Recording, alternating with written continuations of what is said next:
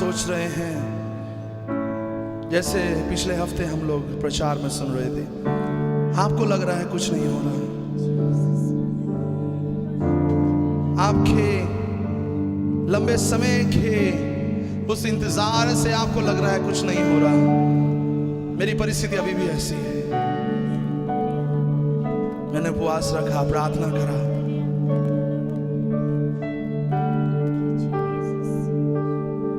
मानो आप उस कुल्हाड़ी के समान उस पेड़ पे बार बार अपने विश्वास रूपी प्रार्थना से, उपवास की प्रार्थना से, घुटनों के बल की प्रार्थनाओं से, आंसुओं के प्रार्थनाओं से, हो नम्र और हृदय से, विश्वास की प्रार्थनाओं से वो बार बार शैतान की उस बीमारियों को, उस परिस्थितियों को बार बार आप कमजोर कर रहे हैं। प्रभु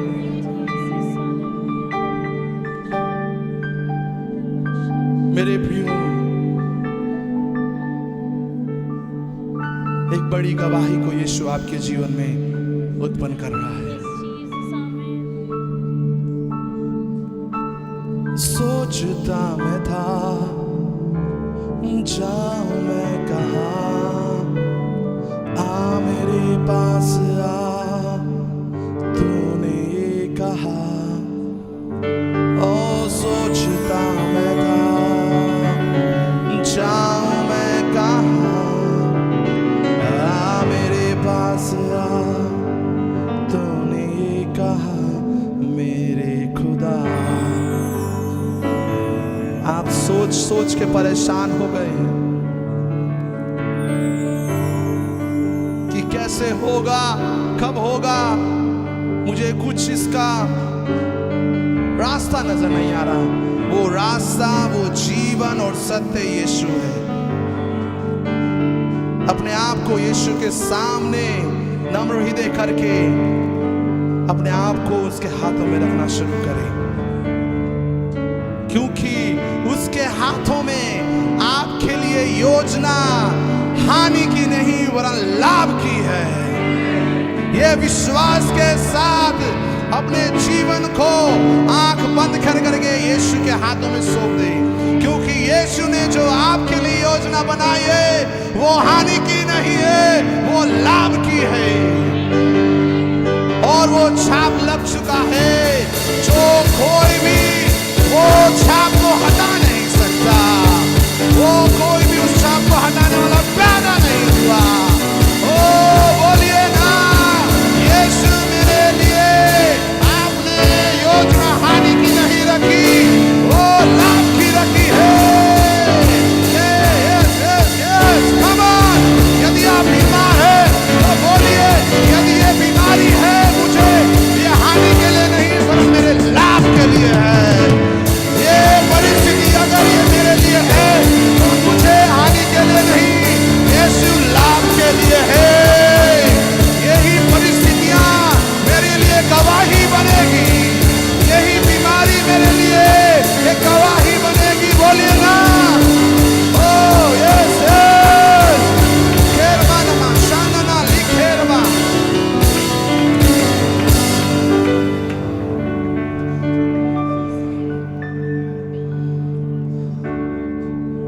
तेरा आत्मा प्रभु जी यहाँ पर है। हम विश्वास करते हैं प्रभु, किन दिए हुए वचनों के द्वारा प्रभु आपने हमें फिर से एक नया बल दिया, फिर से एक नया आनंद दिया, जोश दिया कि हम प्रभु और आप में और लवलीन हो जाए और नजदीकता में बढ़ जाए। ये दिखाता है कि प्रभु हम आपसे और कितना गहराई में प्यार करते हैं, और आपके वचन को पढ़ना शुरू करें, और प्रार्थना करना शुरू करें, और उपवास में बैठना शुरू कर दे। हमें मजबूत करने वाला यीशु है। कोई इंसान हमें मजबूत नहीं कर सकता, संसार की कोई भी चीजें हमें मजबूत नहीं कर सकती, केवल मात्र यीशु यीशु ही है। यस,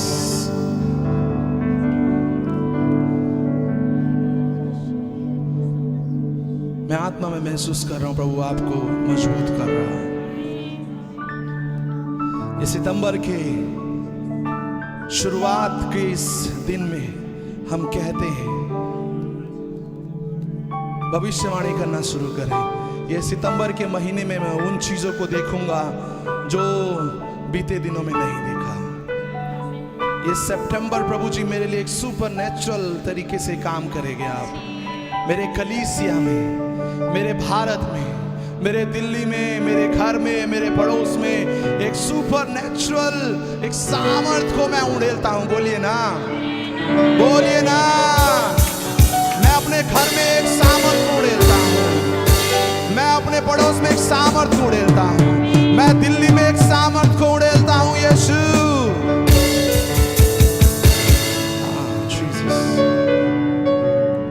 खुदावंद यीशु, हम धन्यवाद करते हैं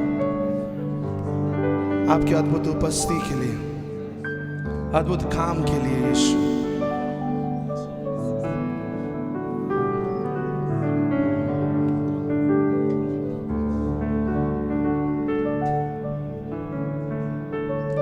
पिता, हम धन्यवाद करते हैं सुंदर आराधना के लिए। यीशु के नाम से मांगते हैं, सब बोले आमीन, आमीन, हालेलुया। यीशु के लिए जोरदार ताली बजा दीजिए। अभी भी कम है, अभी भी कम है, अभी भी कम है ये ताली, अभी भी कम है। बोलिए ना, यीशु मसीह की, यीशु मसीह की, हालेलुया, आमीन, आमीन। ऐसा आराधना करना अद्भुत मिलता है। हो सकता है लाइव में ये एक्सपीरियंस नहीं मिल रहा होगा। कितने लोग आनंदित आराधना से, क्योंकि यीशु यहाँ पर है। हालेलुया, बोलिए यीशु यहाँ पर है। अपने स्थानों में हम बैठ सकते हैं। आइए हम प्रभु के दास का स्वागत करते हैं। आप ताली बजाना चाहते हैं तो बजा सकते हैं।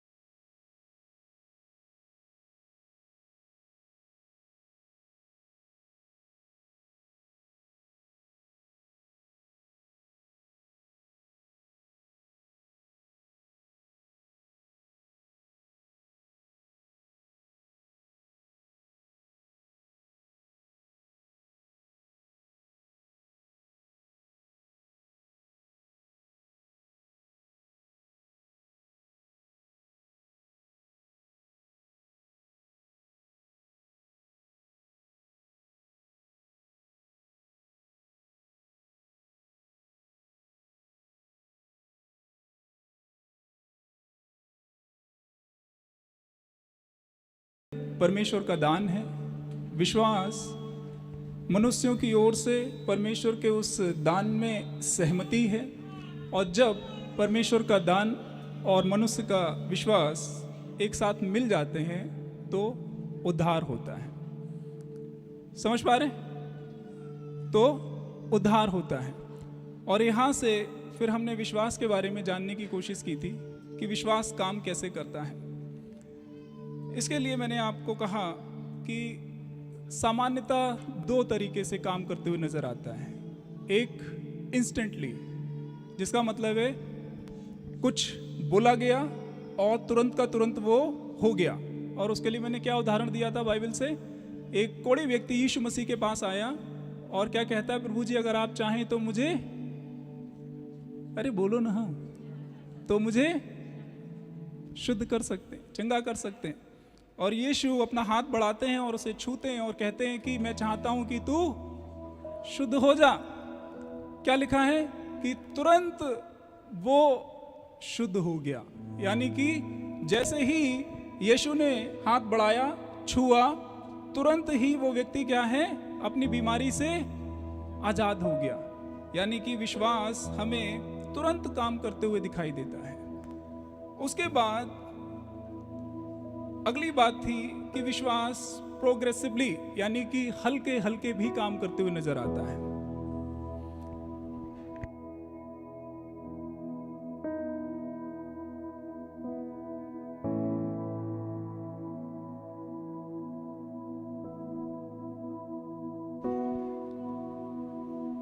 धीरे धीरे विश्वास कैसे काम करता है, उसके लिए अगर आपको याद हो तो मैंने आपको कुछ इमेजेस दिखाई थी, जिसमें एक पेड़ था और एक आदमी कुल्हाड़ी लेके उसको काटते हुए नजर आ रहा था।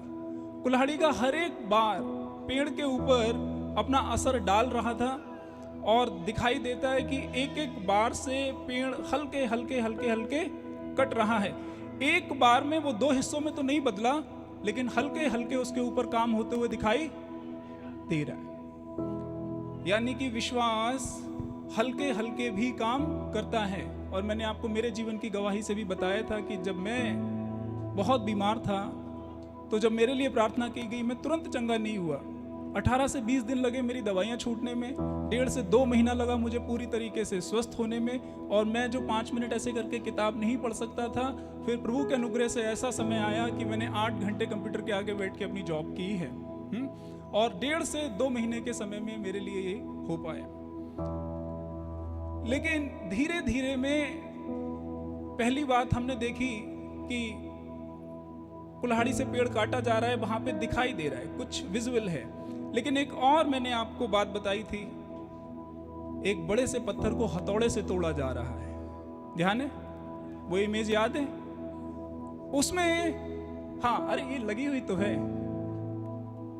इसमें आप हथौड़ा मारते जाते हैं, लेकिन कुछ दिखाई नहीं देता पेड़ की तरह। सही बात है, कुछ दिखाई नहीं देता।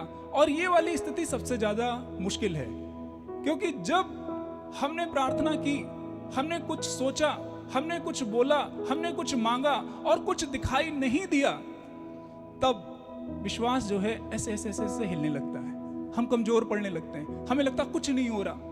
लेकिन यहां से मैंने आपको बताया, आप मारते रहते हैं 50 बार शायद कुछ नहीं होगा, लेकिन 51वीं बार में ये पत्थर 2 हिस्सों में एकदम से बदल जाएगा। तो जो 50 बार आपने मारा और कुछ दिखाई नहीं दिया, इसका मतलब ये बिल्कुल नहीं है कि उस पत्थर पे कोई असर नहीं हो रहा था। हथौड़े के हर बार का पत्थर के ऊपर असर हो रहा था, बस वो दिखाई नहीं दे रहा था। समझ में आया? और फिर लास्ट में मैंने आपको बताया रोमियो की पत्री, उसके 10 अध्याय 9 और 10 वचन से, सबसे मुश्किल था मनुष्य का उद्धार, और वो हमने कैसे प्राप्त कर लिया? विश्वास के द्वारा।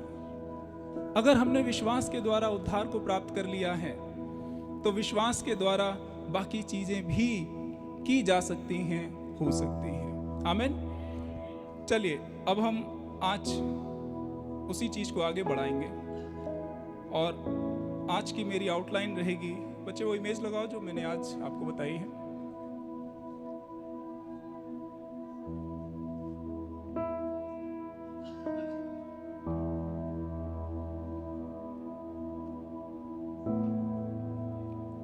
यहाँ पे दरअसल इंग्लिश में लिखा हुआ है, मैं हिंदी में भी बता देता हूँ। लिखा है our weapon word of God, यानी कि हमारा जो हथियार है वो परमेश्वर का वचन है। जब कभी भी आप विश्वास के साथ कुछ बोलते हैं, तो उसका जो आधार होगा वो परमेश्वर का वचन ही होगा, और वचन ही होना चाहिए। अब मैं आपको जो कहने जा रहा हूं, ध्यान से सुनना। सुनेंगे, समझेंगे, सीखेंगे तो आपकी सेहत के लिए बहुत अच्छा रहेगा। वचन की जब हम बात करते हैं तो 2 तरीके से बताया जाता है। इस वचन की जब हम बात करते हैं तो 2 तरीके से बताया जाता है। एक है लोगोस। बोलिए लोगोस। लोगोस का मतलब हुआ जो ये लिखा हुआ है वो लिखित वचन। लिखित वचन को लोगोस बोलते हैं। आप सब ने अपनी अपनी बाइबल खोल के रखी हुई है। आप सब जब पढ़ते हैं, आप सब उसमें से जो सीखते हैं वो क्या है? आप लोगोस पढ़ रहे हैं। परमेश्वर का वचन तो पढ़ रहे हैं, लेकिन लोगोस पढ़ रहे हैं। लेकिन एक और बात आती है परमेश्वर के वचन से जो जुड़ी हुई है, वो है रहमा, REHMA, रहमा। हमारे भाई रिंकू बैठे हुए हैं, इनकी बेटी का नाम भी रहमा ही रखा गया है। एक्चुअली मुझसे पूछ रहे थे कि भैया इसका क्या मतलब होता है। जब इनकी बेटी की तबीयत सही नहीं थी, डिलीवरी का टाइम था इनकी वाइफ का, तो उस समय चर्च मिलके प्रार्थना कर रहे थे, तो उसी दौरान रहमा करके प्रार्थना कर रहे थे। बेटी का उस समय नाम भी नहीं रखा गया था, लेकिन रहमा करके ही प्रार्थना कर रहे थे। फिर पूछा गया कि क्या है इसका मतलब, तो मैंने बताया कि रहमा का मतलब होता है परमेश्वर का जीवित वचन। लोगोस का मतलब है लिखित वचन, रहमा का मतलब है जीवित वचन। अब ये लिखित वचन, जीवित वचन कब बन जाता है, ये आप ध्यान से सुनना। आप बाइबल को जब पढ़ते हैं, पढ़ते पढ़ते कोई एक लाइन ऐसी होगी जो आपके दिल को छू जाएगी और आपको ऐसा लगेगा कि ये ना मेरे लिए है, ये मेरे लिए है। और जब आप उस लाइन को उठा लेते हैं, उस लाइन को आप अपना बना लेते हैं और उस लाइन को मानो आप पहन लेते हैं, तो वो लाइन अब लिखी हुई लाइन नहीं रह गई, वो लाइन अब आपके लिए जीवित वचन बन चुकी है। लिखे हुए वचन लोगोस में, जीवित वचन रहमा में, यही अंतर है। बहुत बार लोग ये सिर्फ पढ़ते हैं, लेकिन अगर आप ये सिर्फ पढ़ते हैं तो आपको सिर्फ जानकारी मिलेगी। ध्यान से सुनना, अगर आप ये सिर्फ पढ़ते हैं तो आपको सिर्फ जानकारी मिलेगी, लेकिन आपकी जिंदगी में अगर परमेश्वर का काम होना है तो लिखित वचन को जीवित वचन बनना बहुत जरूरी है। और लिखित वचन, जीवित वचन तभी बनता है जब आप उस वचन को वहां से उठा लेते हैं, आप उस वचन को पहन लेते हैं, आप उस वचन को स्वीकार कर लेते हैं, तब जो लिखा है वो आपकी जिंदगी में जीवित वचन बन के काम करने लगता है। अब इसका एक उदाहरण मैं आपको देता हूं। आज से करीब 15 साल पहले, 2009 की बात होगी, जून या जुलाई का महीना, मैं अपने रूम में बैठ के बाइबल पढ़ रहा था और एक आयत मेरे सामने आई। मत्ती रची सुसमाचार 10 अध्याय निकालेंगे, पढ़ते हैं उसको, थोड़ा देखते हैं।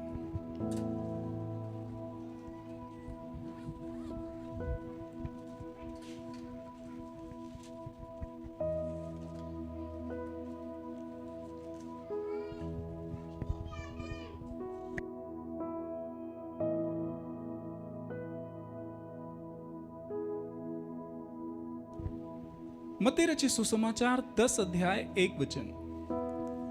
मैं जब अपने घर में बैठा हुआ ये वचन पढ़ रहा था, यहां ऐसे लिखा है, उसने अपने 12 चेलों को पास बुलाकर उन्हें अशुद्ध आत्माओं पर अधिकार दिया कि उन्हें निकालें और सब प्रकार की बीमारियों और सब प्रकार की दुर्बलताओं को दूर करें।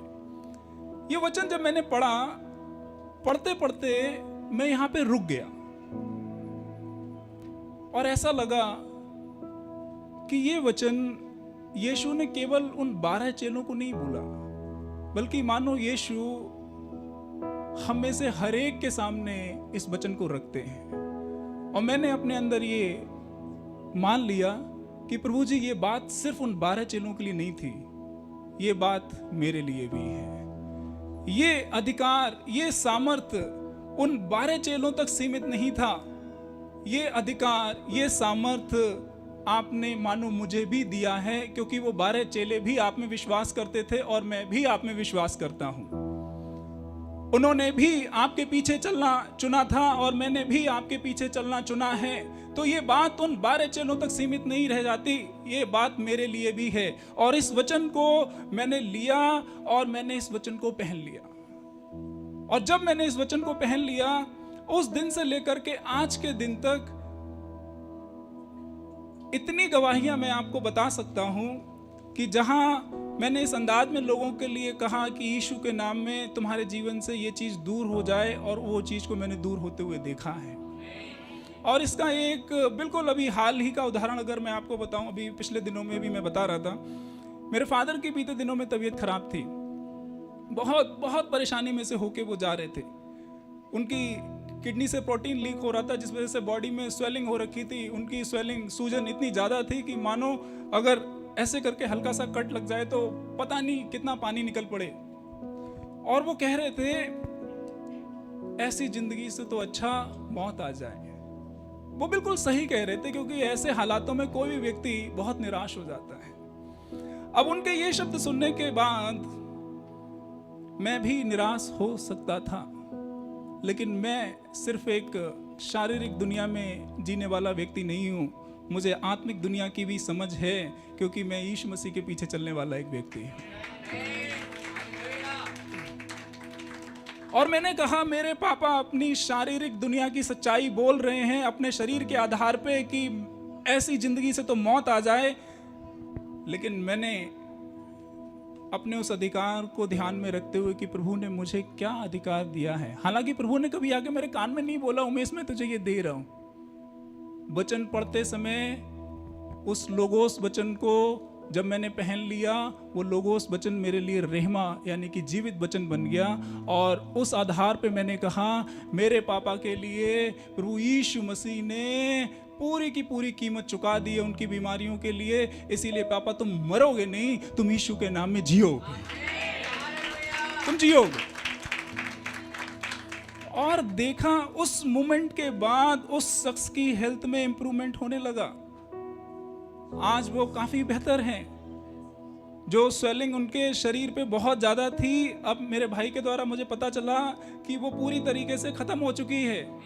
पहले से काफी बेहतर जिंदगी वो जी रहे हैं। मैं कहना क्या चाहता हूं,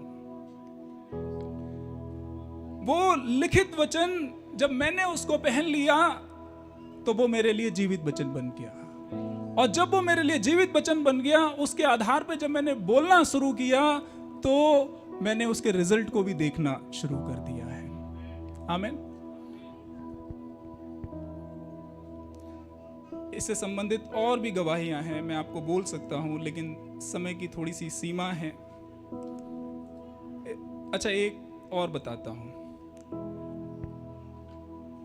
आज से करीब 8-10 साल पहले की बात होगी। मैं जहां पे रहता था, एक छोटा सा बच्चा 8-10 साल का, वो अक्सर मेरे रूम में आ जाता था और बहुत आतंक मचाता था। और इस तरीके के आतंकी बच्चे अगर किसी दिन बीमार हो जाएं तो थोड़ा सा अजीब लगता है।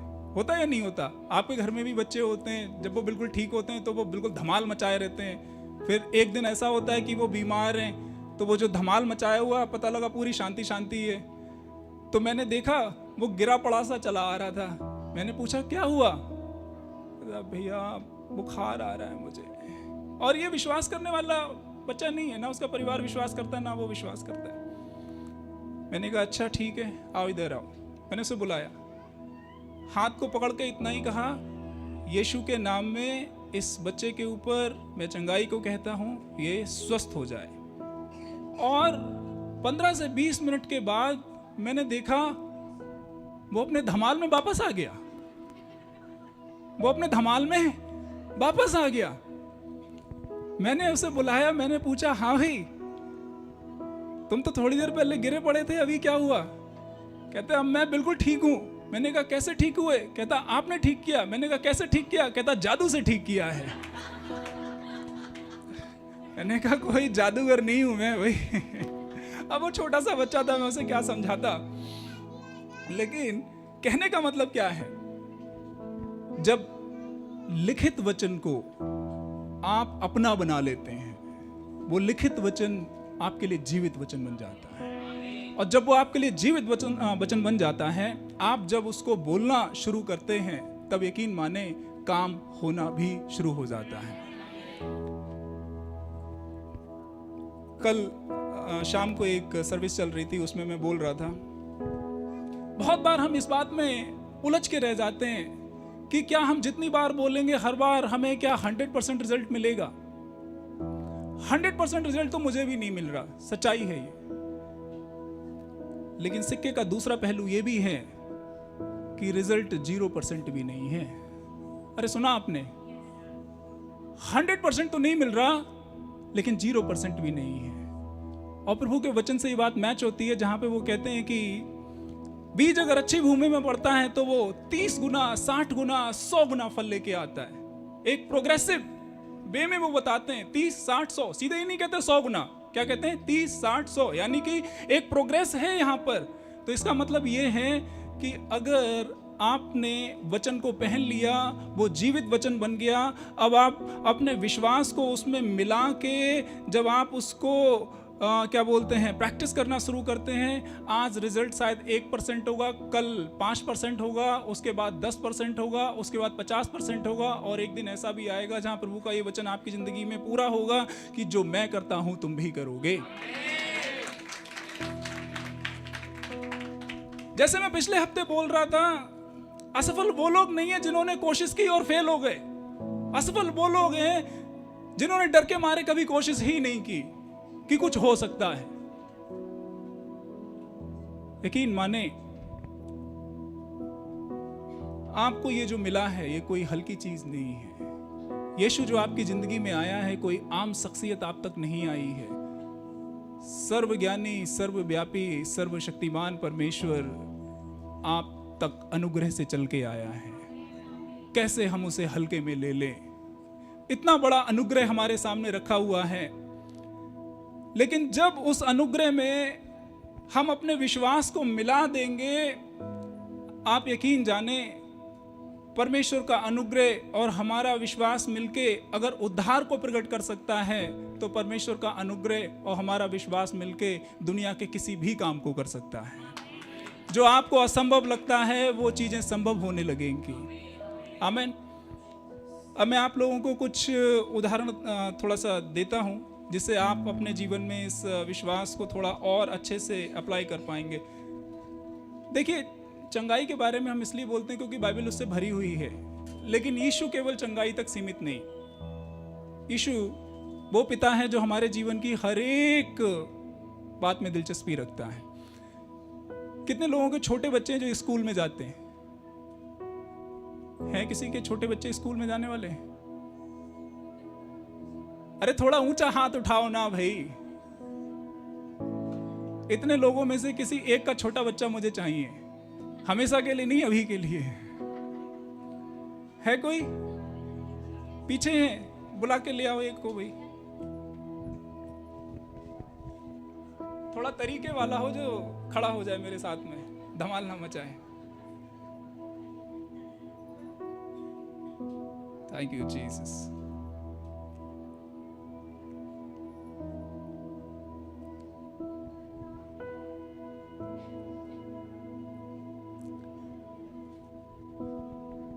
स्कूल जाती है भैया, ये स्कूल जाती है, ये बच्ची स्कूल में जाती है, इनके पिताजी का कहना है, ठीक है।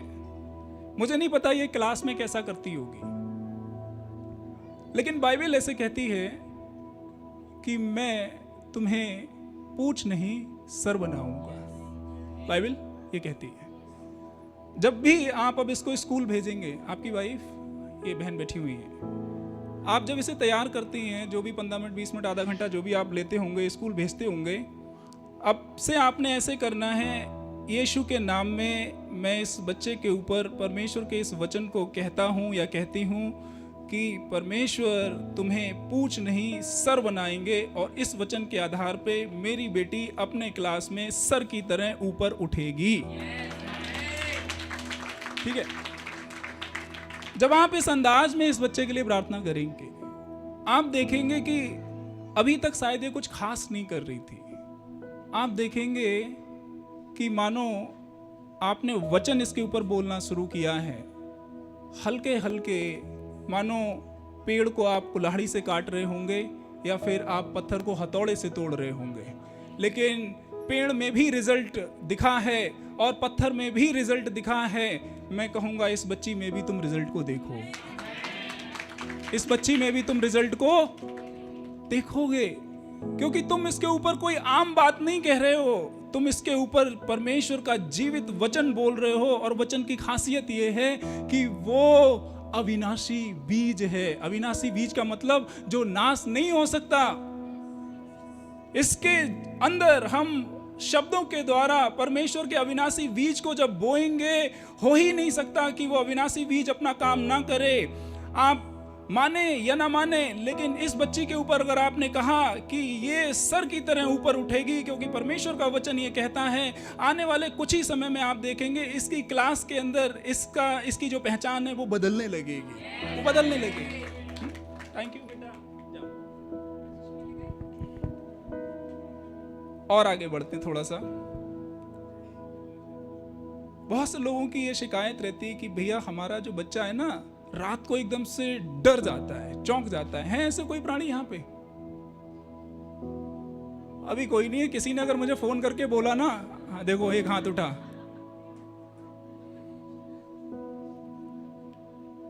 रात में डर, चलो बच्चों को छोड़ देते हैं, बड़े डर जाते हैं। है कोई ऐसा बड़ा जो डरता हो? है किसी को? आंटी का हाथ उठा। किसी को आवाजें सुनाई देती हो, सोते समय कोई आवाज आई जुप है, या कमरा हिल रहा है, बर्तन गिर रहे हैं, हाँ? किसको? अच्छा आपको भी सुनाई देता है, ठीक है।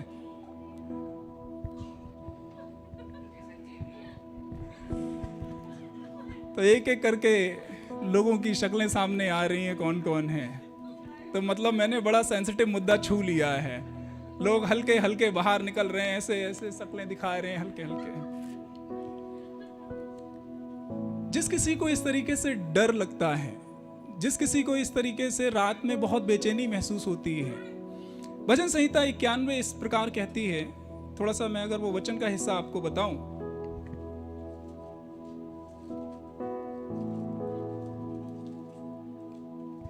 भजन संहिता 91 और उसका 5 और 6 वचन ऐसे कहता है, तू ना रात के भय से डरेगा, ना उस तीर से जो दिन को उड़ता है, ना उस मरी से जो अंधेरे में फैलती है, ना उस महारोग से जो दिन दोपहरी में उजाड़ता है। ये लिखा हुआ वचन है। लेकिन अगर सच में आपको या आपके बच्चे को या परिवार के किसी भी व्यक्ति को डर लगता है, आप सोने से पहले उसके ऊपर हाथ रखें और कहें, क्योंकि प्रभु के वचन में ऐसे लिखा है कि मैं या मेरा बेटा या मेरी बेटी या मेरी वाइफ रात के भय से नहीं डरेगी। यीशु के इस वचन को मैं मेरे इस प्रिय जन के ऊपर यीशु के नाम में रिलीज कर देता हूं। जब आप इस अंदाज में उसको बोलेंगे, लेकिन बोलने से पहले आपने उसको अपना लेना है। हम बहुत बार बोलते हैं, लेकिन मैं आपको कहूंगा बोलने से पहले उसे पहन लेना है, अपना लेना है। जब आप उसको इस अंदाज में पहनेंगे और फिर जब बोलेंगे, आप देखेंगे थोड़े ही समय में चीजें ऐसे बदलने लगेंगी, टर्न होने लगेंगी। हाँ? इस तरीके से आप क्या करेंगे? अपने विश्वास को प्रैक्टिस कर रहे होंगे, एक्सरसाइज कर रहे होंगे। हर बात में आपको अपना ये वाला हिस्सा ऐसे करके पास्टर के आगे करने की जरूरत नहीं पड़ेगी। हमेशा आप खुद भी बहुत कुछ करने लगेंगे। एक स्वस्थ कलीसिया, एक हेल्दी चर्च वो है जहां पे वहां के विश्वासी अपने अधिकार को पहचानते हैं और उसको वो इस्तेमाल भी करते हैं। एक पास्टर कितना काम कर सकता है, हम 3 लोग कितना कर सकते हैं। कितना ही बेहतर हो जाए जब यहाँ पे बैठा हुआ हर एक व्यक्ति अपने अधिकार को इस्तेमाल करने लगे। सोचिए कितना ज्यादा परमेश्वर का काम बढ़ सकता है, मल्टीप्लाई हो सकता है। कई बार मेरे पास फोन कॉल आते हैं, भैया जी हमारे जो पारिवारिक संबंध है वो अच्छे नहीं चल रहे, मुझे मेरे हस्बैंड की शक्ल अच्छी नहीं लग रही, मुझे मेरी बीवी की शक्ल अच्छी नहीं लग रही। ऐसी बातें सुनने में आती हैं। अब आप लोग हंस रहे हैं, लेकिन मैं क्या करूं, मेरा घर कॉल सेंटर बन गया है।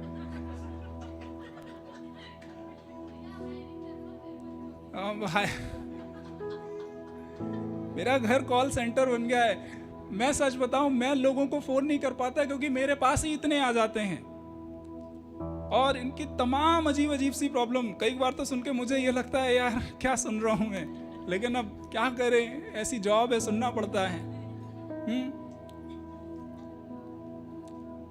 आप अपने रिलेशनशिप में जहां सब कुछ बिखरा हुआ है, टूटा हुआ है, ध्यान से सुनिए, मजाक नहीं, मजाक अपनी जगह पे, लेकिन ध्यान से सुनिए क्या कहना चाहता हूं।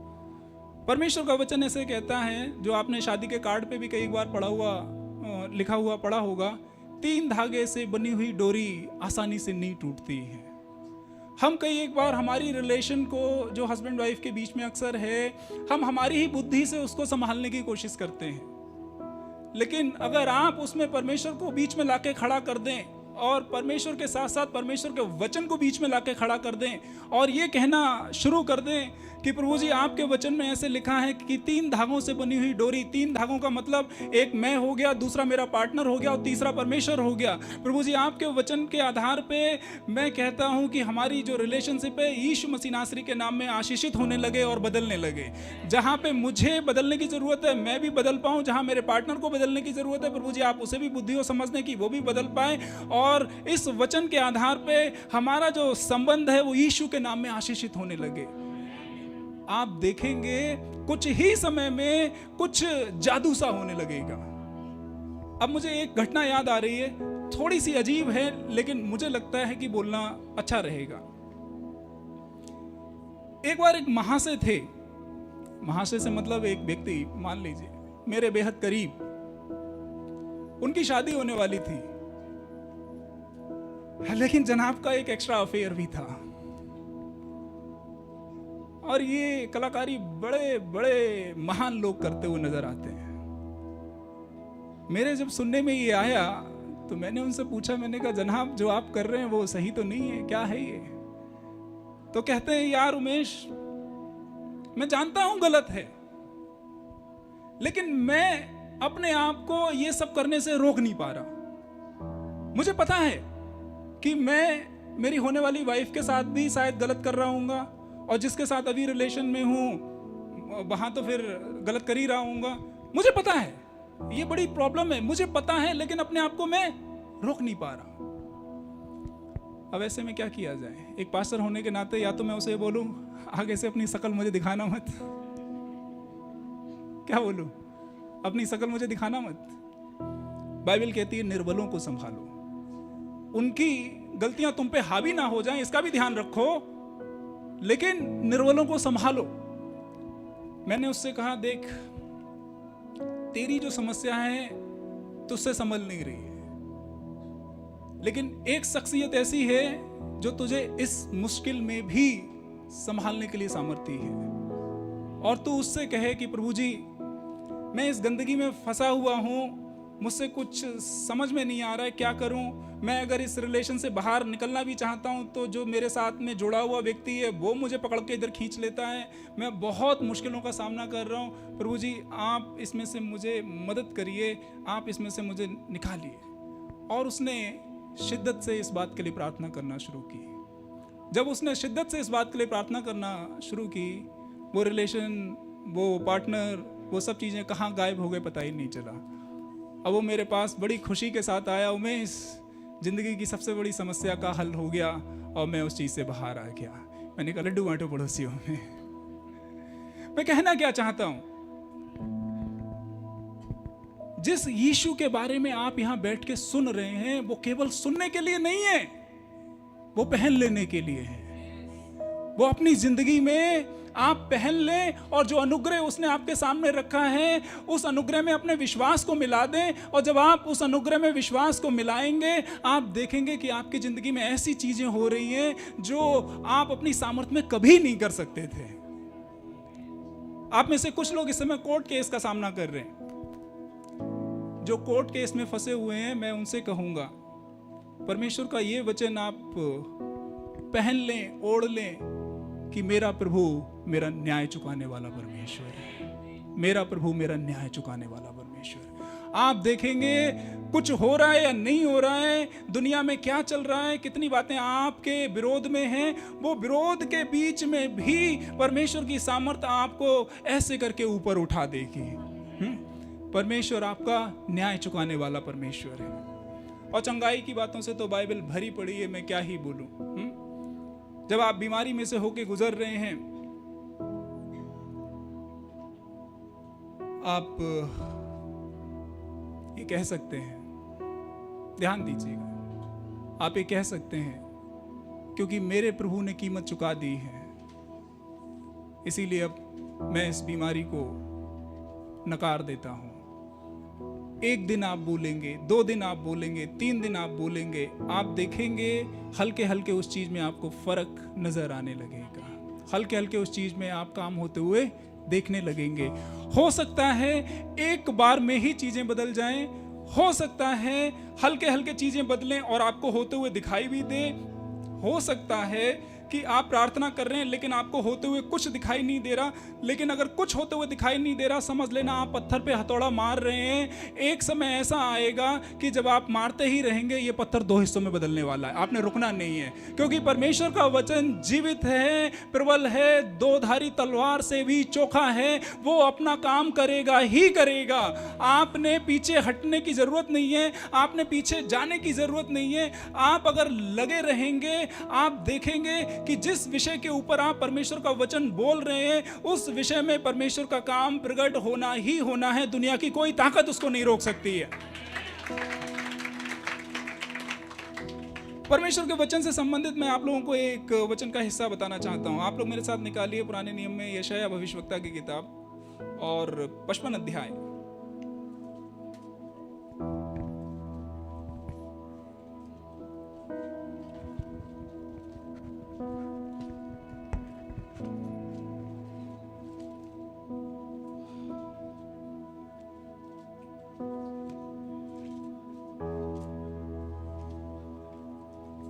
ये परमेश्वर के वचन के बारे में ध्यान से सुनिएगा।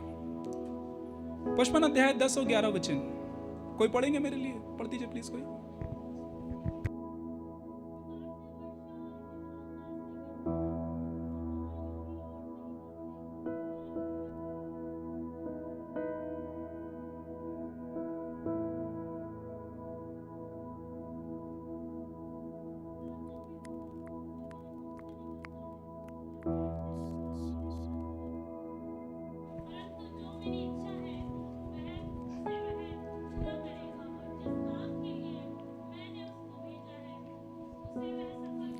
ध्यान से सुनना क्या लिखा हुआ है।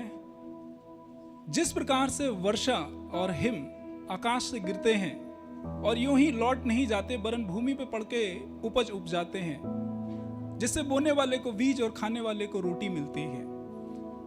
परमेश्वर बारिश का एक एग्जाम्पल देते हुए कहते हैं, जब बारिश होती है तो किसान लोग जो खेती करते हैं वो बारिश का बड़ा इंतजार करते हैं। हा? जो लोग इस तरीके की बैकग्राउंड हैं वो अच्छे से जानते होंगे। बारिश जब पड़ती है, क्या हो सकता है कि बारिश जमीन पे गिरी और वो अपना काम किए बगैर ही लौट जाए? अरे बोलो भाई, पानी अगर खेत में गिरा है तो अपना काम करेगा। उसी अंदाज में प्रभु कहते हैं 11 वचन में, उसी प्रकार से मेरा वचन भी होगा जो मेरे मुख से निकलता है। और कहते हैं वो व्यर्थ ठहर के मेरे पास वापस नहीं लौटेगा, परंतु जो मेरी इच्छा है उसको वो पूरा करेगा, और जिस काम के लिए मैंने उसको भेजा है उसको वो सफल करेगा। ये परमेश्वर के वचन की बात कही जा रही है। अगर परमेश्वर के वचन में इतनी सामर्थ्य है तो हम कैसे बीच में ही मैदान को छोड़ के जा सकते हैं? आप समझ पा रहे हैं? मुझे नहीं पता आपका विषय क्या है, मुझे नहीं पता आप किस बात के लिए प्रार्थना कर रहे हैं, मुझे नहीं पता आप किस चीज में परमेश्वर के कार्य को प्रकट होते हुए देखना चाहते हैं। जिस भी चीज में आप परमेश्वर के काम को प्रकट होते हुए देखना चाहते हैं, सबसे पहले आपने वचन को पढ़ के उसे अपना बना लेना है, और वो लिखित वचन जो लोगोस है वो आपके लिए जीवित वचन रेहमा बन जाएगा। और जब वो जीवित वचन आप पहन लेते हैं, ओढ़ लेते हैं, और अब आप उसको विश्वास के द्वारा जब बोलना शुरू करते हैं, लिखा है जैसे बारिश पड़ने के बाद ऐसे ही वापस नहीं आ जाती, वैसे ही जो वचन बोला गया है वो भी ऐसे ही वापस नहीं आ जाएगा। वो भी अपना काम बखूबी करेगा ही करेगा, उसे करना ही करना है।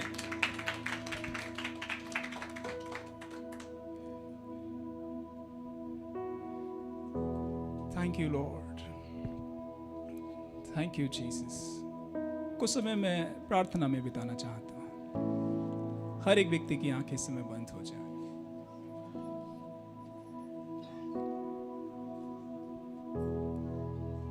हो जीसस, हालेलुया।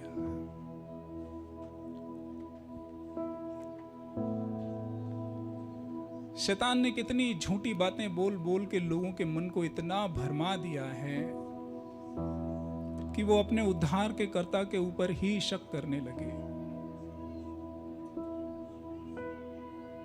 तुमने अपने जीवन के हालातों को देखा और ये मान लिया कि मेरे लिए ज्यादा कुछ अच्छा नहीं हो सकता। लेकिन प्रभु का वचन ये कहता है, मैं तेरे बारे में जो सोचता हूं वो हानि की बात नहीं बल्कि भलाई की बात है। अगर ये वचन तुम पहन लो तो ये वचन तुम्हारे लिए जीवित वचन बनने के लिए तैयार है। और इस वचन को जब तुम बोलना शुरू करोगे, तुम तुम्हारे बेहतर भविष्य की ओर बढ़ने लगोगे। मुझे नहीं पता तुम्हारे हालात आज कैसे हैं, लेकिन यीशु हालातों को बदलने वाला परमेश्वर है। जैसे भाई दीपक कह रहे थे, 4 दिन से वो मरा हुआ लाजर, लोग कहते हैं कि प्रभु जी उसमें से अब बदबू आती होगी, लेकिन यीशु कहते हैं अगर तू विश्वास करेगी तो परमेश्वर, लोगों का जो हृदय है वो यीशु के लिए सेंसिटिव हो जाने पाए, यीशु के वचन के लिए सेंसिटिव हो जाने पाए। बाइबल कहती है मेरी भेड़ें मेरा शब्द सुनती हैं। ओ हालेलुया, डिवाइन ओवरफ्लो के लोगों के कान यीशु के शब्द सुनने के लिए तैयार हो जाने पाए। हर एक तरह का आत्मिक बहरापन यीशु के नाम में लोगों के जीवन से दूर होने पाए। हर एक तरह का आत्मिक अंधापन यीशु के नाम में लोगों के जीवन से दूर होने पाए। आंखों से वो पट्टी खुल जाने पाए जो वचन के प्रकाशन को उन तक पहुंचने से रोक देती है। यीशु के नाम में डिवाइन ओवरफ्लो के हर एक व्यक्ति की बातें, वो हर एक व्यक्ति की आंखें वो आत्मिक बातों को देखने लगे यीशु के नाम में। Oh thank you Lord, thank you Jesus. आप में से जो आर्थिक बातों में स्ट्रगल कर रहे हैं, इस वचन को तुम पहन लो कि यीशु धनी होकर कंगाल हुआ कि उसके कंगाल होने से मैं धनी हो जाऊं। ये केवल लिखित वचन ना रह जाए, ये तुम्हारे लिए जीवित वचन बन जाने पाए। और आज से ही जब तुम अपने दिन की शुरुआत करते हो, तुम्हें इस वचन को अपने ऊपर कहना है, क्योंकि यीशु मेरे लिए धनी होके कंगाल हुआ कि उसके कंगाल होने से मैं धनी हो जाऊं। तो हालेलुया, मैं अब आर्थिक रूप में संपन्न होने जा रहा हूं यीशु के नाम में। हर दिन जब तुम इस बात को हालेलुया अपने मुंह के द्वारा बोलोगे, परमेश्वर का वचन जैसे बारिश का उदाहरण देते हुए कहता है कि बारिश जब होती है तो वो यूं ही नहीं लौट जाती, ऐसे ही तुम्हारे मुंह के द्वारा निकला हुआ परमेश्वर का ये वचन, ये भी खाली वापस नहीं लौटेगा, ये भी अपना काम करके ही हालेलुया दम लेगा। Oh Jesus, oh Lord, hallelujah. Deepak, can you come forward? Hallelujah, hallelujah, hallelujah, hallelujah.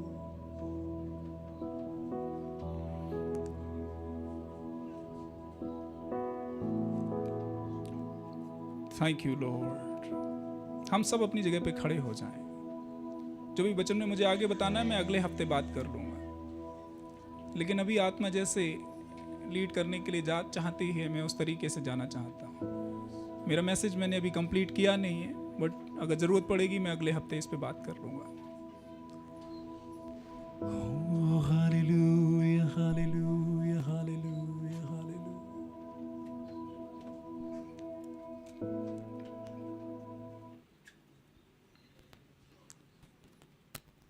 Specially जो कोर्ट केस में फंसे हुए हैं, मैं कैसे इस सेंस को अपने अंदर महसूस कर पा रहा हूं।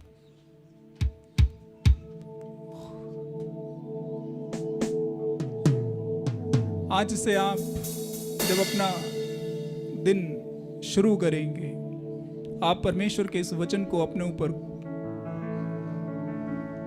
घोषणा करेंगे, मेरा प्रभु मेरा न्याय चुकाने वाला है, मेरा प्रभु मेरा न्याय चुकाने वाला है। और जो सालों से कुछ भी होते हुए तुम नहीं देख रहे थे अपने केस में, क्योंकि तुमने वचन को बोला है, तुम उस केस में बहुत कुछ होते हुए देखने लगोगे यीशु के नाम में। ओह जीसस,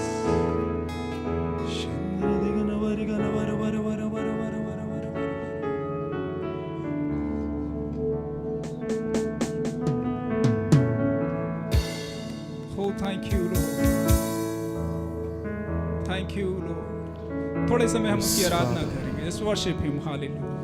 स्तुति करूं मैं यीशु महाराजा की,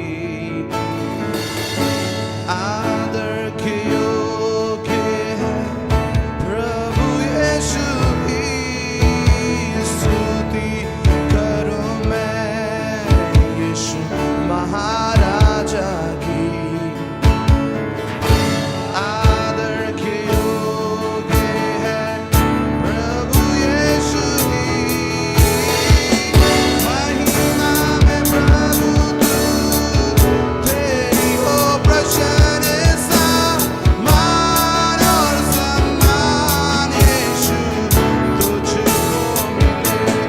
यीशु राजा मेरा प्रभु, यीशु राजा मेरा आसरा, यीशु राजा मेरा सब कुछ तू, मेरे जीवन में तू प्रभु। यीशु राजा, यीशु राजा मेरा, यीशु राजा मेरा आसरा, यीशु राजा मेरा सब कुछ तू, मेरे जीवन में तू। यीशु राजा, यीशु राजा मेरा प्रभु, यीशु राजा मेरा आसरा, यीशु राजा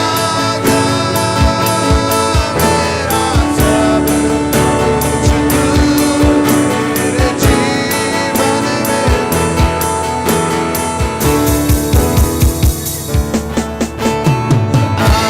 आराधना तेरी यीशु, सृष्टि को रचने वाले प्रभु। आराधना तेरी प्रभु, सृष्टि को रचने वाला प्रभु। महिमा में प्रभु तू, तेरी हो प्रशंसा, मान और सम्मान यीशु तुझको मिले। यीशु राजा मेरा प्रभु, यीशु राजा मेरा आसरा, यीशु राजा मेरा सब कुछ तू, मेरे जीवन में तू। यीशु राजा, यीशु राजा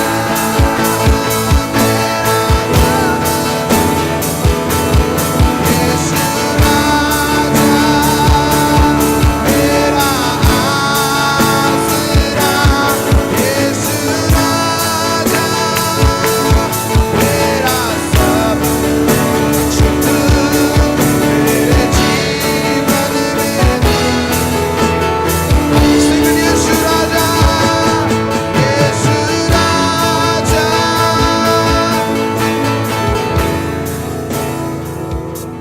थैंक यू जीसस। ऐसे जवान बच्चे जो शायद अपने स्टडी में, अपनी पढ़ाई में ज्यादा कुछ अच्छा कर नहीं पाए, कोई खास हुनर, स्किल भी ले नहीं पाए, उनके मन में हमेशा ये बात खटकती रहती है कि मेरे भविष्य का क्या होगा। शायद इस दुनिया में रहते हुए तुम ज्यादा कुछ अच्छा नहीं कर पाए, लेकिन तुम्हारे लिए एक बहुत ही खूबसूरत बात हुई है कि स्वर्ग की महिमा का परमेश्वर अनुग्रह से खुद चल के तुम तक आया है, और वो अपने वचन में तुमसे कहता है कि मेरी कल्पनाएं तेरे लिए हानि की नहीं लाभ की है। तुम अपनी जिंदगी में शायद स्टडी में ज्यादा कुछ अच्छा नहीं कर पाए होगे, किसी स्किल को एक्वायर नहीं कर पाए होगे, कोई बात नहीं। आज इस वचन को पहन लो, आज परमेश्वर के इस लिखित वचन को जीवित वचन बना लो कि मेरा भविष्य मेरे प्रभु यीशु के हाथों में पूरी तरीके से सेफ है। हर एक जवान बच्चे से मैं कहना चाहता हूं, कोई भी टीनेजर, कोई भी यंग जो अपने भविष्य को लेकर के बहुत बहुत बिल्कुल निराश रहते हैं, हमेशा नेगेटिविटी में ही डूबे रहते हैं। कोई ढंग की जॉब नहीं है, कोई ढंग का काम नहीं है, कोई ढंग की इनकम सोर्स नहीं है, हमेशा यही चिंता दिमाग को सताए रहती है कि क्या होगा हमारा भविष्य। अगर आज परमेश्वर के इस लिखित वचन को तुम पहन लो, ये तुम्हारे लिए जीवित वचन बनने वाला है, और जब तुम इस जीवित वचन में अपने विश्वास को मिला के अपने जीवन के ऊपर बोलना शुरू करोगे, तुम परमेश्वर की ओर से अद्भुत कामों को अपने जीवन में होते हुए देखोगे। क्योंकि यीशु समुद्रों में हालेलुया मार्ग बनाने वाला परमेश्वर है। वो यरदन नदी को 2 हिस्सों में बांट देने वाला परमेश्वर है। तुम किसी कमजोर शख्सियत के पास नहीं आए, बल्कि तुम सर्वशक्तिमान प्रभु यीशु के पास आए हो, जो इतना महान है कि अपनी जान दे करके तुम्हें जीवन भी दे सकता है, और जो इतना सामर्थ्य भी है कि तुम्हारी परिस्थिति को इस तरह से बदल सकता है कि घूरे से उठा के तुम्हें प्रजा के प्रधानों के संग वो बिठा दे। ऐसे जवानों के लिए, खास करके ऐसे जवानों के लिए मसीह यीशु के नाम में मैं कहना चाहता हूं, जिंदगी के प्रति आज से उनका नजरिया बदल जाने पाए। जिंदगी के प्रति आज से उनका नजरिया यीशु के नाम में बदल जाने पाए। उन्हें ये समझ आ जाए कि यीशु मेरी जिंदगी में है तो मेरी जिंदगी में कुछ भी हो सकता है।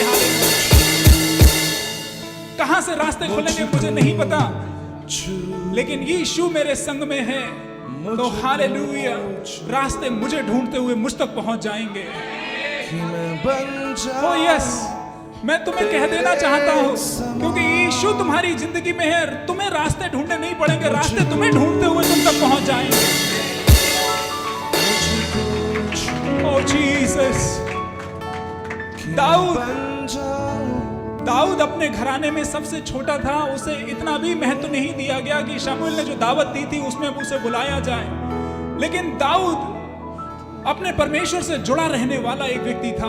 क्योंकि वो परमेश्वर से जुड़ा रहने वाला व्यक्ति था, शमूएल जो उस समय के सबसे बड़े इजराइल देश में भविष्यवक्ता थे, वो कहते हैं जब तक दाऊद यहाँ पे ना आ जाए हम इस दावत को शुरू नहीं कर सकते। उस समय का सबसे बड़ा भविष्यवक्ता एक ऐसे व्यक्ति को ढूंढते हुए पहुंच गया जिसका अपने परिवार में कोई महत्व नहीं था, कोई खास पहचान नहीं थी। मैं तुमसे कहना चाहूंगा, तुम अपने परमेश्वर यीशु से जुड़े रहो, तुम्हारा शमूएल तुम्हें ढूंढते हुए पहुंचने वाला है यीशु के नाम में।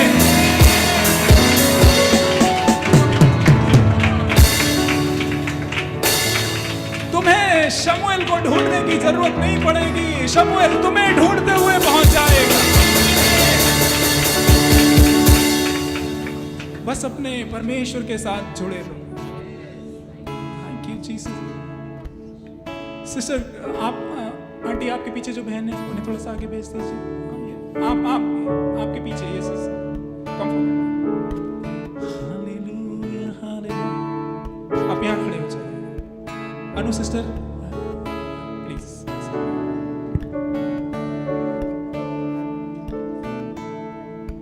Thank you Jesus. बहन, आप बहुत सालों से यीशु को जानते तो हैं, लेकिन परमेश्वर की आत्मा आपसे ऐसे कहते हैं, जानना काफी नहीं है, उसे आप पहन लो, उसे आप पहन लो। आप जब यीशु को पहन लेंगे, आप देखेंगे कि यीशु का फेवर आपको इस तरह से सामर्थी बनाएगा कि जो आप अपनी सामर्थ्य में कर नहीं पा रहे हैं, वो आप यीशु की सामर्थ्य में अद्भुत तरीके में कर पाएंगे।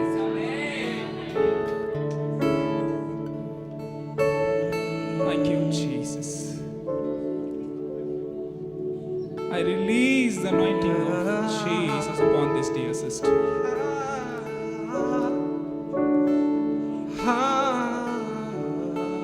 Oh, Jesus.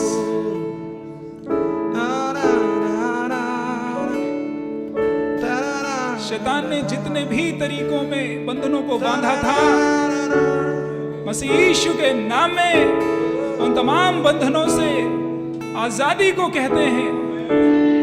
अब से इसका जो जीवन है वो एक नई उड़ान की ओर, नई ऊंचाइयों की ओर बढ़ने लगे यीशु के नाम।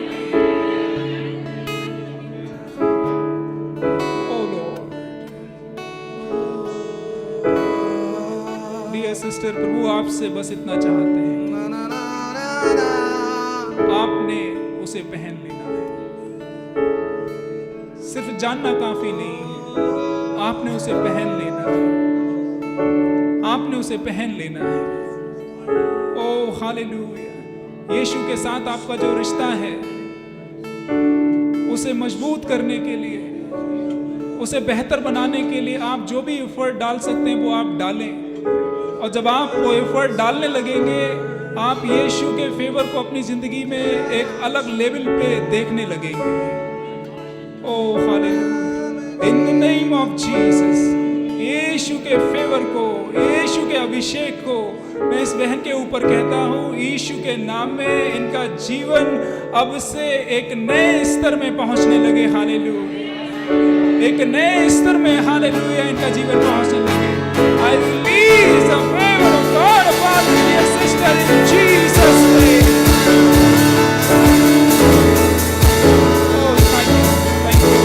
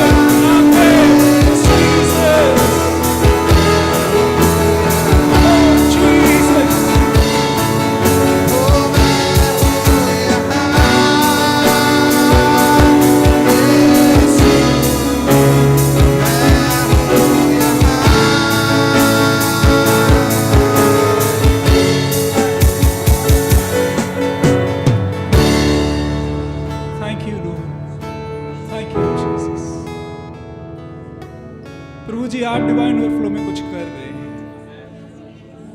और हम सब उसके गवाह होने के लिए जा रहे हैं। ओ डिवाइन ओवरफ्लो के ऊपर यीशु की एक खास नजर है और हम सब उसके गवाह होने के लिए जा रहे हैं। जो बातें अभी तक हमने नहीं देखी, जो बातें अभी तक हमने होते हुए नहीं सुनी है, यीशु के नाम में अब से वो होने के लिए जा रही है। हालेलुया।